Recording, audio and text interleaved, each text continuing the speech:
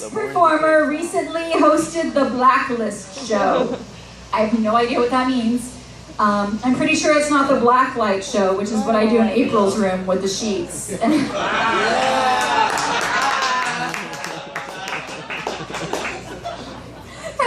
sorry, that was bad even for me.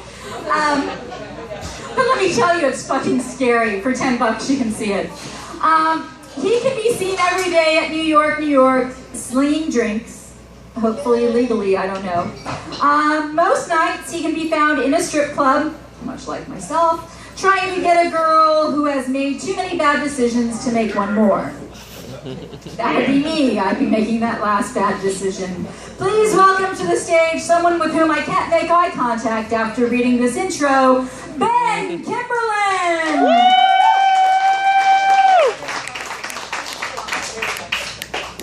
Thank you. Hey, Ben! Hang on. Sorry, after my list is set, can I do that? Thank you for putting on before me. That's why the comedian goes on first, so he doesn't have to do that on stage. Gross. Nobody wants to see that, trust me. My wife doesn't want to see that. She makes me do it with the lights off. Holy shit. Melissa, you are one of my very favorites. I wish my wife could move like you. My wife wishes she could move like you. I've seen the belly dancing tapes that she tries to hide from me. Holy shit. Hey, did you hear the one about the sadist and the masochist who got married? On their wedding night, the masochist said, "Beat me." The sadist said, "No." Now that same-sex marriage is legal, can we please get rid of the phrase, "no homo"? For those of you who aren't frat douchebags, the phrase "no homo" is a phrase that they use when they say something that could be possibly maybe misconstrued as slightly homosexual. They follow it up with "no homo" so that you know that they aren't gay. Things like, "I love you, man, no homo." Which is stupid, because you don't go into a graveyard and be like, "I love you, grandma, no necro." You don't hug your nephew, "I love you, Timmy, no pedo." It's fucking stupid. I think it's a stupid phrase. Hey, do you think gay people say no hetero? I said that at a show one time, and this bull-dyke lesbian in the front row goes, "No, we don't." I was like, "Oh good, myth dispelled. We never have to ask that question on stage for comedic purposes ever again." And she goes, "No, you don't." And I went, "Sir, get the joke." And then I got booed. Because I was in the wrong venue. Oh, damn. Jesus. Pussyrama, I'm glad to be on this stage tonight. I really am. I love this show. I'm mostly glad because if Ivana hadn't contacted me a few hours ago, I would have forgotten this show on tonight. What was the advertising this month, bitch? Yeah! She was. Facing jail time? Why am I not surprised? Yeah. Oh my god, facing jail time, Jesus. I've done that before. True story, I got put in the holding cell because I was late for court or whatever, and I decided I didn't like having my hands cuffed behind me, so I put them below my legs and got them out in front of me, and the cop freaked out. That was a bad idea. Never do that. You will receive a beating, I promise. Oh man. Can we admit that the whole dad bod craze is fucking stupid? Please? Nope. Okay, look, here's the thing. For those who don't know, somebody caught a picture of Leonardo DiCaprio on the beach, and he has a bit of a gut. Dude's 40. Of course he has a bit of a gut. I'm 30, and I have a lot more gut than he does. Right? But of course, in an effort to prove that their sex symbol is still sexy, middle-aged women everywhere started going on about the dad bod and how the dad bod was the new sexy. Here's the thing. Dad bods are not sexy. You know how I know? Because I have one. I walked in on my wife masturbating. My wife looks at me and goes, "Hi, go away." I wanted to be pissed. I wanted to be angry, but then I kind of look at myself in the mirror and I went, "Yeah, I get it." There's an entire character based around how gross I look naked. All right, who is familiar with the Balloon Master show in here? Round of applause. Okay. Who has seen me as Slutty Batman? Oh, God. Oh, no! See, you notice a very different reaction there. That's, for those of you who don't know, in the Balloon Master show, I got asked to perform in this thing called the Fat Man Interpretive Lap Dance. Now, basically what it was is me and a couple other fat guys giving lap dances to women until they couldn't take that shit no more and tapped out. And my competition in this is a guy named, the character's name is Butch Manilow, if you're familiar. Oh yes, Butch Manilow. For those who are not familiar with Butch Manilow, he is about 6'1", about 250, 275, something like that. 340, 40! You guys say that like you fucking know. The dude looks like he's like 10 months pregnant, basically, is what it is. And so,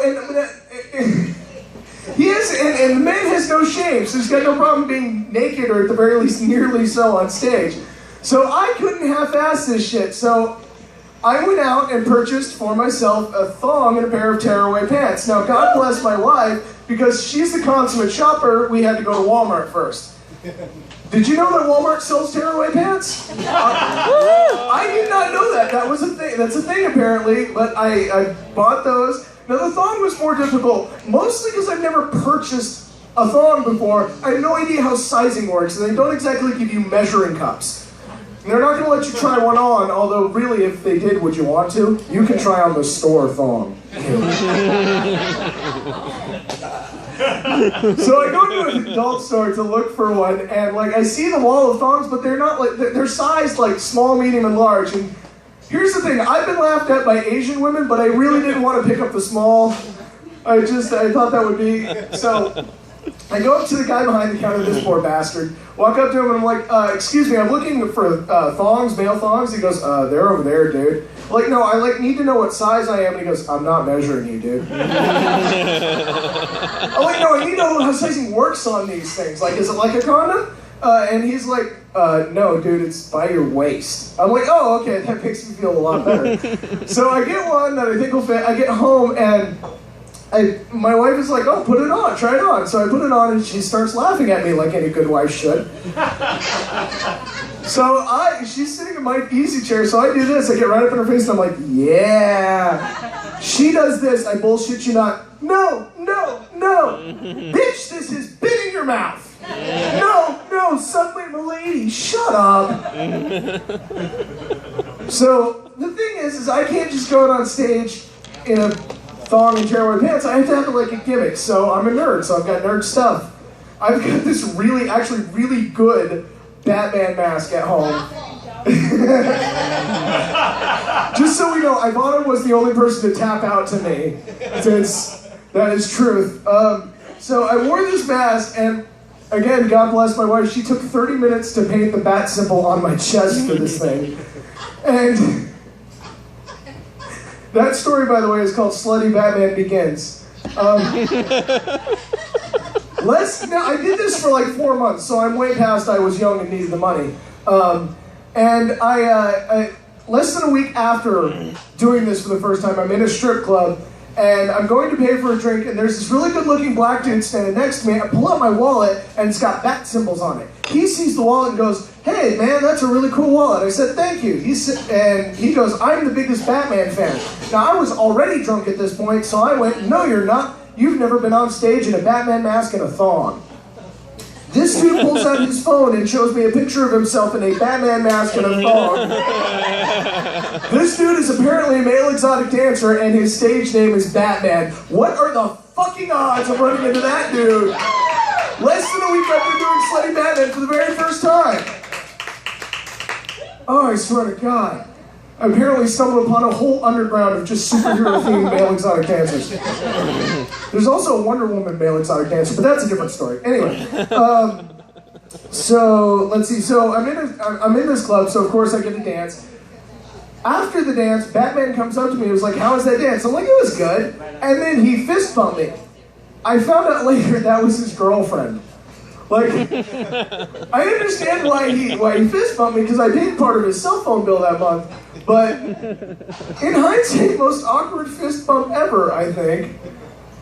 I'm in this same strip club a few weeks later, and you know, because I'm a creature of habit, I'm getting a lap dance from the same girl, and During the dance, I was very, very drunk. There's a running theme to these stories. I was very drunk, and so I started to get a little, we'll say friendly with the stripper.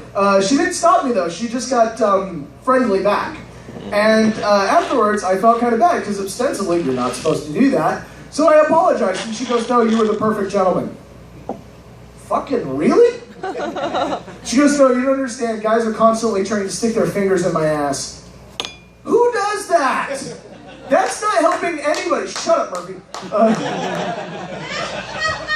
That's not helping anybody because that's uncomfortable for her, and then I have to wash my hands. And here's the thing, I am not into anal sex for a couple of reasons. Like, a friend of mine was explaining it to me, he's like, no, it's like tighter. And I'm like, yeah, that's just an excuse to have a smaller dick, and that's coming from me. The other thing is, I don't care how clean she is, my shit's coming out looking like a chili dog, and that's gross. What?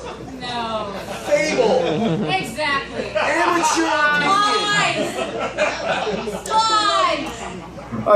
This is the only crowd where I've ever had that reaction. Ever. I've told that story many, many times. You gotta filter first. I'm not even gonna ask.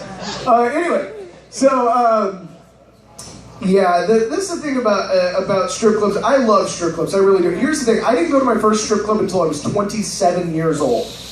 The reason, because I was raised Mormon. Yeah, exactly. You should feel sorry for me. That was a horrible upbringing. Absolutely terrible. My mother was fucking crazy my entire life growing up. When I started doing Slutty Batman, my mother was like sending me Facebook messages. Oh, where's the show going on? I want to see the show. No, you don't want to see the show? The hell is wrong with you? Here's what's wrong with my mother. My mother, one time told me a story where I'm about 19, I'm driving the car, she's in the front seat, she turns to me and she says, hey Benjamin, did I ever tell you the story of how you were conceived?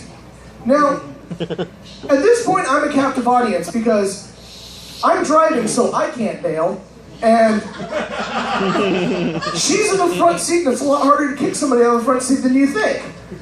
So she starts to tell this story, she says, well, I was organizing the community barn dance, and I went, Mom, let me stop you. I do not want to hear that I was conceived at the drunken barn dance. Please do not tell me that. If that is the case, you need to come up with some comfortable lie. And she said, well, you weren't actually conceived there. And now, this is my mistake right here. I should have let that go. But instead I went, well, then why did you bring it up? And she goes, well, it was the fulfillment of a major fantasy of mine. Now, there's a list of shit I don't want to know. My mother's sexual fantasies are right at the top of that list. I'm apparently the only one. Jesus, folks, really? God, you could hear a pin drop in here after that. Everybody around here thinking, well, they've already told me theirs. Jesus. And of course, I should have known not to tell that story in front of this fucked up crowd. This is Pussyrama, for God's sake. Goddamn right. I fucking love this show, I really do. I said cunt to my mother recently. I didn't call her that. I just said it to her. We were talking, and I said that we were talking about my Aunt Lori, and she said, did you just say aunt? And I'm like, yes, Mom. That word has a U in it, like cunt. There was a brief pause of about 30 seconds, and again, my mother's Mormon. And I went, I could have chosen a lot of words to describe how a U sounds in a word, shunt, punt, donut, but I chose cunt.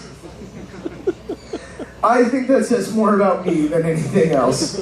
And on that note, thank you very much. My name is Ben Kimberlin.